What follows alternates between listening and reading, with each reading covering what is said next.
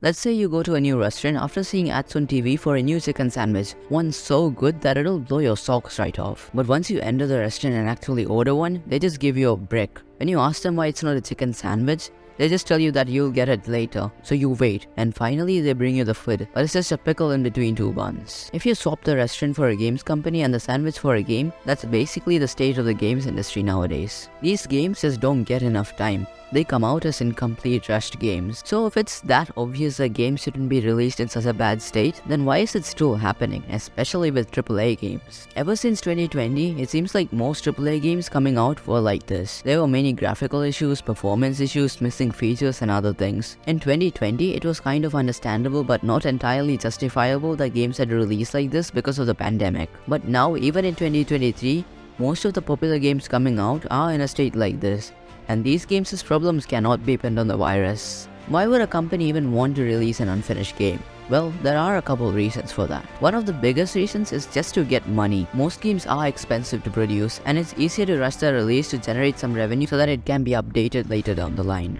The second reason is that most decisions are taken by higher-ups in a company, which means that the average developer for a big AAA game can't decide to delay the game to make it polished. This is why you don't see many indie games being released in a state like this. Another reason is that because everyone has the internet nowadays, it's easier to patch and polish your game after release just by making updates. This wouldn't have been possible in the 80s for an NES game.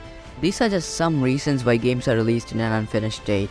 Even with these reasons, I think it's pretty much unacceptable that games release like this. These unfinished games directly disappoint the players, who are the audience of the game. The players place their trust and money in a company by pre-ordering the game or just by buying it. And it's made even worse when players realize that they've been lied to through all the trailers and gameplay showcases. By rushing a game release, you're essentially trading future trust in your company for some quick money. And that's why now many companies like EA and Ubisoft aren't trusted enough to release proper games and are considered to be some of the worst game companies by many. So it seems like the obvious answer to this is just to delay the game, to just push back the release date of the game and to take the extra time to work on the game. But for some reasons like the ones mentioned before, many games don't do that. And because of that, you get games like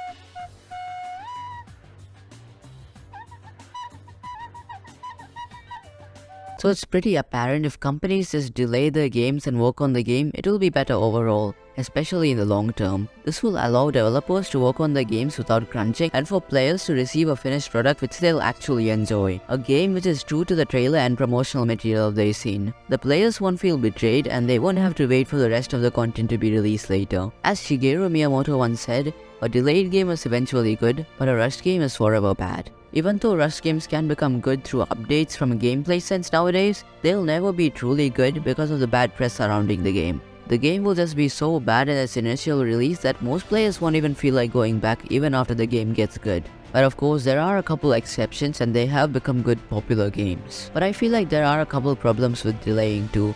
Not just company higher-ups being mad or their release window being missed, but the problems with the player base.